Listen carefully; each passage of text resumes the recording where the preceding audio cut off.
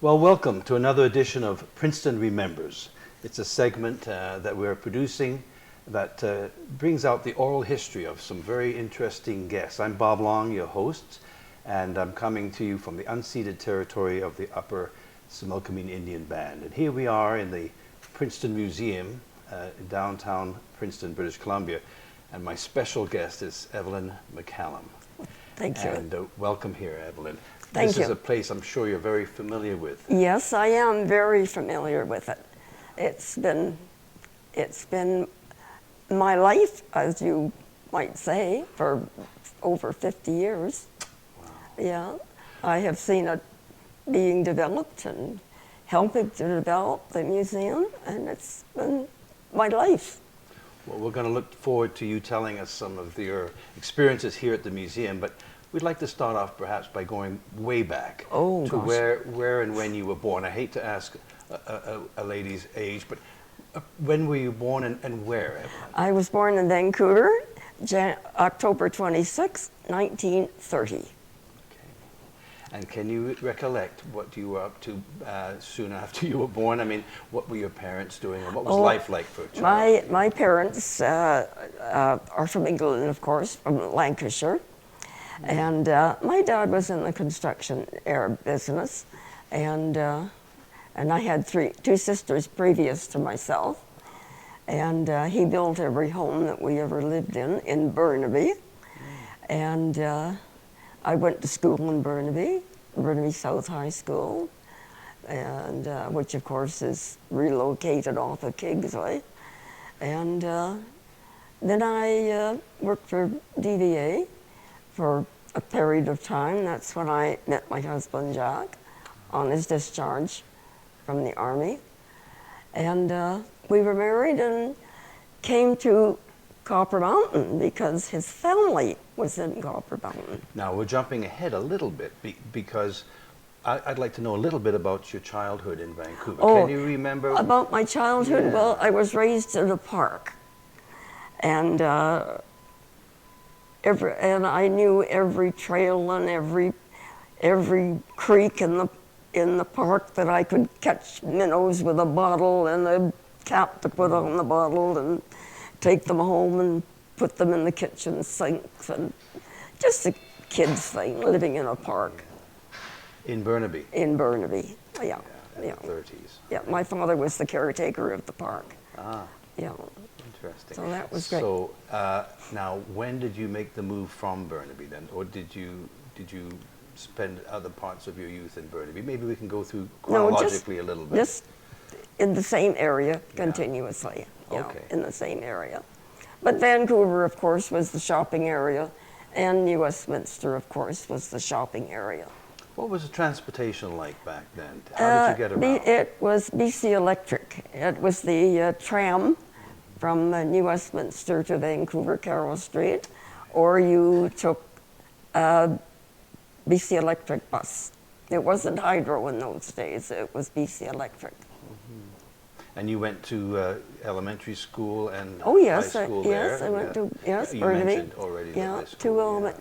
Two elementary and one high school. What about your hobbies back then? Were you involved in volunteering or clubs or anything like that you recall? Well, I was politically involved as a young person, and I can certainly relate to a lot of things that have happened between my teenage and my age now. Mm-hmm. So a teenager in Burnaby, that must have been exciting. Yes, yeah? right. That's right. That's right. Yeah. What kind of activities? Was there dances and things like that you might have attended? No, I was pretty well a homebody. I lived right with my family, my mother and father, until I left to get married. It wasn't that I was, jazzing around the countryside or anything like that. So then you met your husband in Burnaby? Yes, when he was future discharged husband. from the Army. Right. And we were married in 1952. That's when I came to Copper Mountain. Okay, so what on earth Why did you choose Copper Mountain? And My tell us the husband story was there. raised in Copper Mountain. His mother and father lived at the mountain. But when Jack was discharged, he didn't like working in Vancouver, and he went back home and worked in the machine. He was a machinist by profession, and he worked in the shop, and eventually his folks moved from the mountain to Vancouver, but Jack was left in the bunkhouse. So when we were married, we were given a company house, and that's where we stayed until the mountain folded. Now, what kind of population was there in Copper Mountain, and what year was this again? This was in 1952. Yes, and so how much activity was there in Copper Mountain at that time? Well, the Copper Mountain was a really jive community. It really was. And there was a Legion Hall, and of course a big school, and a full community service. And lots of activities were organized for people to participate in. It was beautiful. Really, we all cried when we had to leave the mountain. But Jack and I were the last to leave, and Jack was coming down to work in Allenby, and there was no house available for us at the time. So I was left at the mountain by myself with my young child, and a dog. And Jack would come home at night, and then he'd leave again in the morning, and Brian and I would be there by ourselves all day. The houses were boarded up. There was nobody around. And this is around, what, 1960? About 57. Oh, yes. About 1957. Okay. Yeah. When we came to Allenby. So then you moved to Allenby, and Yeah. what was life like for you there then? Well, it wasn't as jovial, that's what it was at the mountain, but then there were a lot of people that had gone to different mining sites. And we, of course, stayed in Allenby because that's where Jack was working. And but we had a store and a post office, and if you had to do any great shopping, you came to Princeton. But other than activities, you had to travel into Princeton to Curl or whatever. Wow, that's fascinating.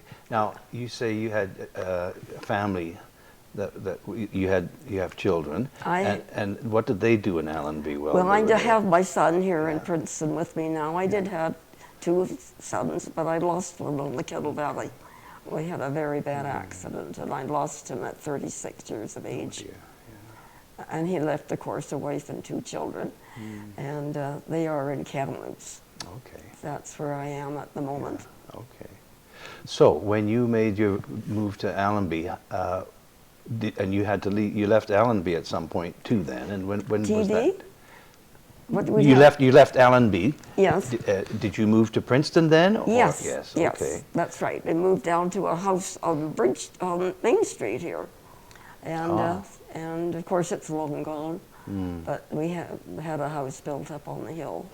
Right, because I think your husband, as you said, was in construction, so he must have... My husband was a machinist with the Granby Company, but he was hired by Northwoods and Weyerhaeuser, and that's where he was until his passing away.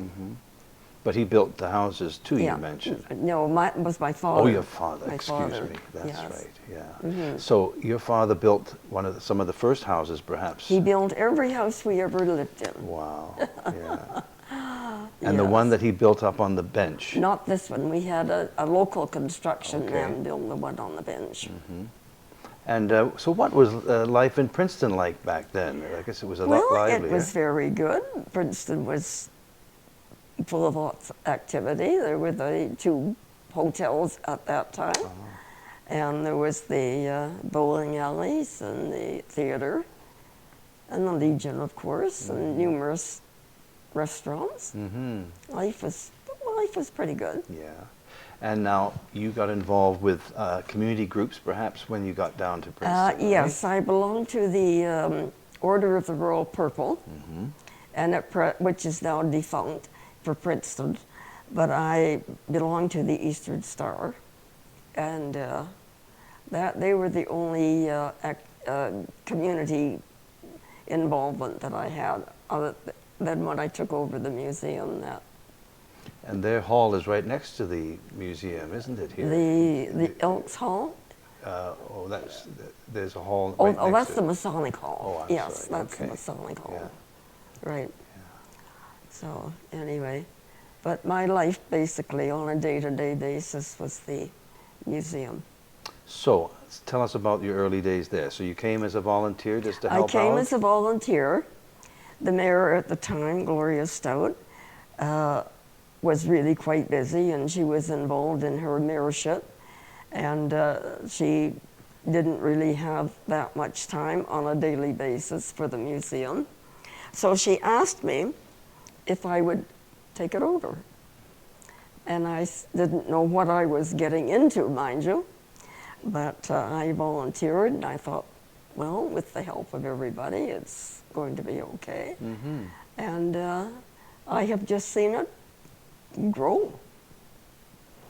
And what was the year that you first got involved? Now I'm trying to get the dates correct here.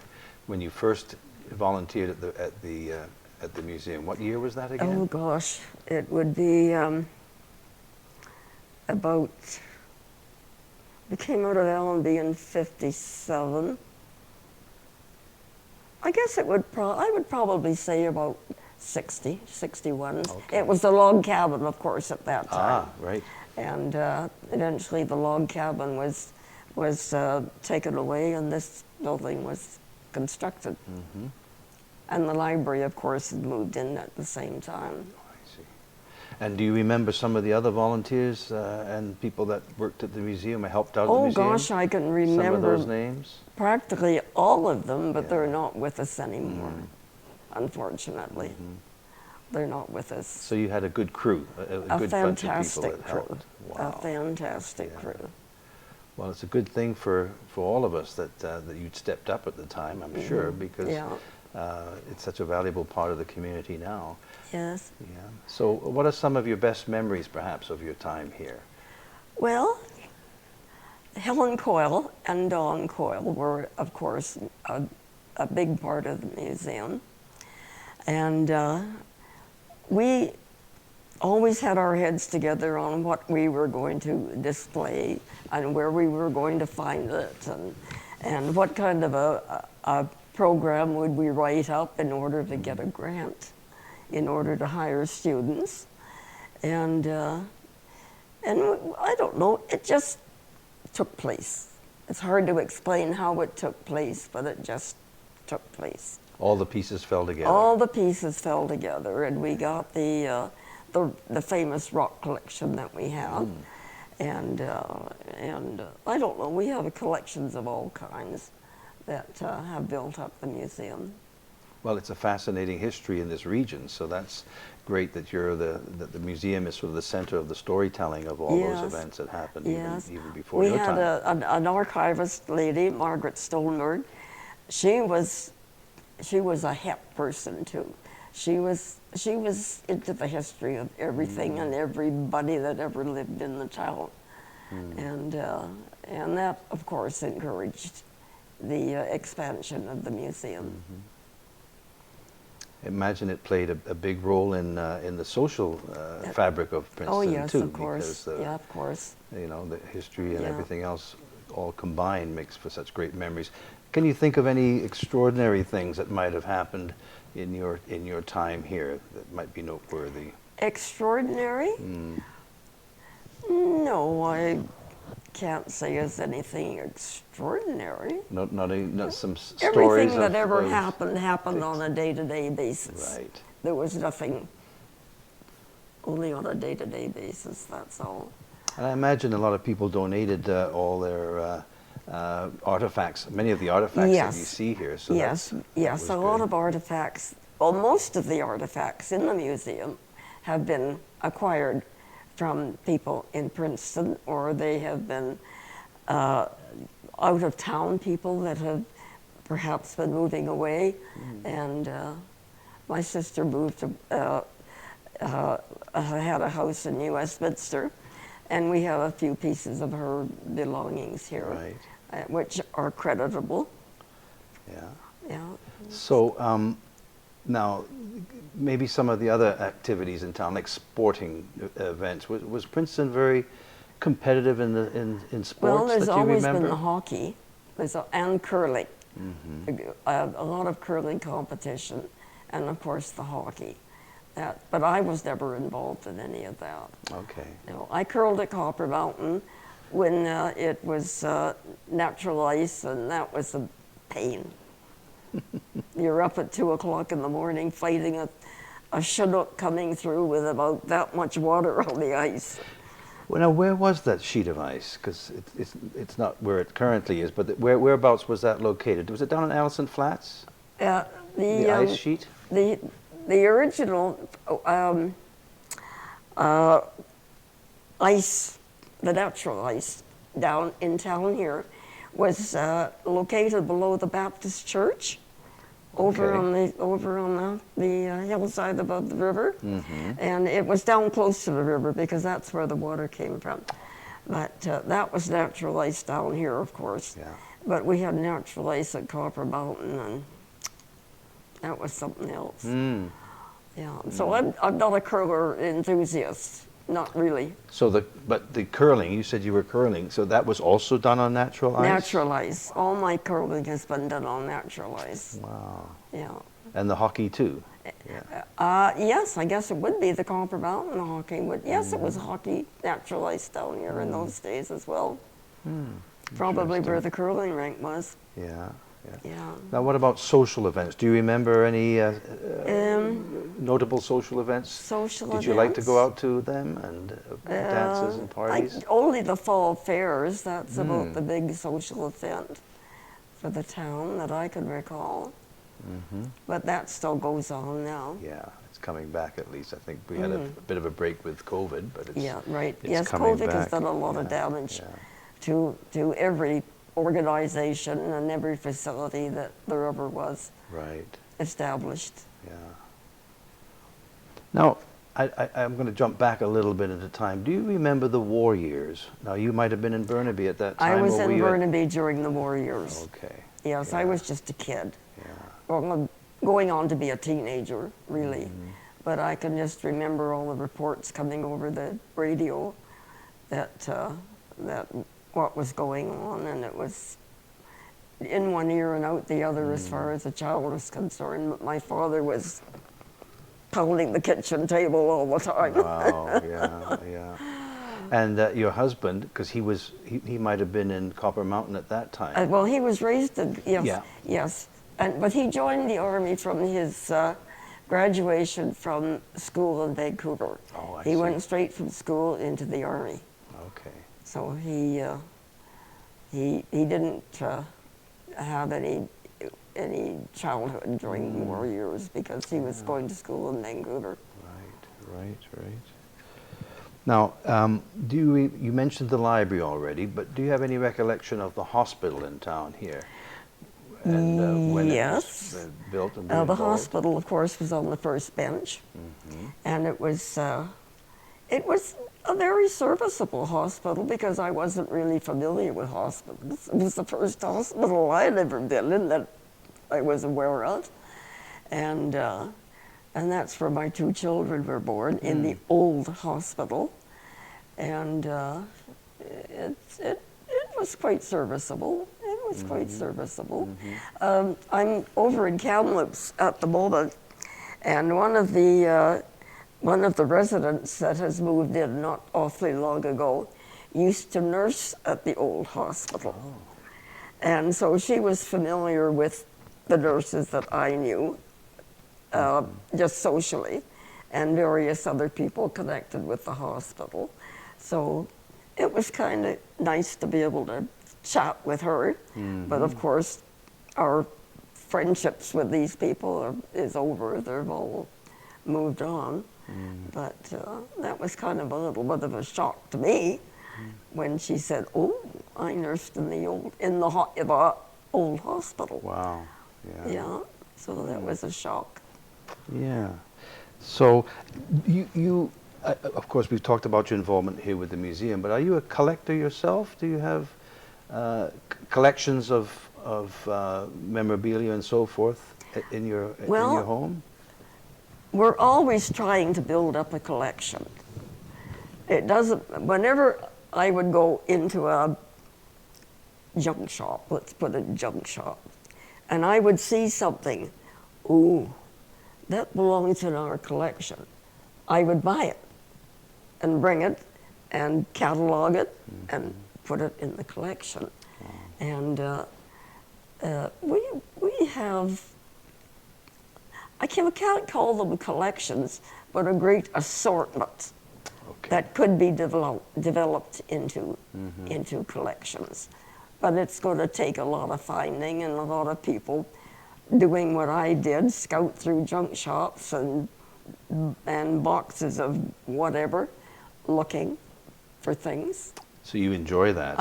Yes, that's my downfall. It still is even today. Even today, I go through that kind of stuff. Yeah. Well, each piece that you collect, I think, brings back a memory and brings back some practical experiences of that No, piece, I can't perhaps? say that anything in particular has stayed in my mind, because I mean, once you give it to the museum, it's placed, Right. and that's it. Yeah. And I don't say, oh well, gee, I like that, or I don't brag about anything like that. But I always look at it, just like the dolls out in the front. I was so delighted to see those dolls. And I hadn't seen those for quite a long time. That's the 2 Ukrainian dolls you're talking about? Yes, out in the foyer, the 2 in the foyer. Do you know the history of them, where they came from? They belong to a very, very sweet elderly lady by the name of Mrs. Kozak. Her son was the postmaster here from his discharge in the Air Force until his retirement. And she had given the dolls to the museum. That was a good many years ago. Wow. And I, of course, you pack something away, unless you're going to put it on display, you don't take it out. And these dolls hadn't been out for years. When I spotted them the other day, I was so delighted. Yeah. Now, you've seen a lot of changes over your lifetime. Yes. So, what's your advice for the next generation? Where do you see Princeton, for example, or this region heading? And what are some of the things you'd like to see perhaps done here? It's pretty hard for a town like Princeton to make a lot of adjustments towards being a larger community because of its situation. And basically, I think over the years that it's accommodated everybody that has ever lived here, and they've had a wonderful life, either in the lumber industry or the mining industry. And that's it. Yeah. Just hope that everything keeps going. Keeps going. Yeah. Well, this has been a delightful chat. I hope you've enjoyed it. Is there anything else you'd like to say, perhaps? No, I can't. To people watching? Or well, I would just like, maybe? I just like our beautiful museum to be publicized and enjoyed, and hopefully that they have lots of questions about everything, and somebody is available to tell them. Yeah. Well, there's a website, princetonmuseum.org, that people can look at. And then through these segments, we're hoping that this will help educate people about history and the times here in Princeton. So that can help, we hope. That's very good. And there's an email address on that for people that can do that. And there's a phone number too. So we can always be in touch with anybody that's interested in more information. Yes. And I really do thank you for taking some time and talking with us. Well, and, thank you very much. I'm glad I can't give you more information, but Oh, but as I say, my life is full, to the degree that I can't expand it anymore at my age, but except that I just love to come to the museum and look over all the old times. Well, you're an excellent example for everybody to see how you can share your talents and your time with the community and help it be a better place. So I think that that you're doing that by just speaking to us now and encouraging many people that are watching, I'm sure. So thanks again, Evelyn. Thank you very much. Thank you.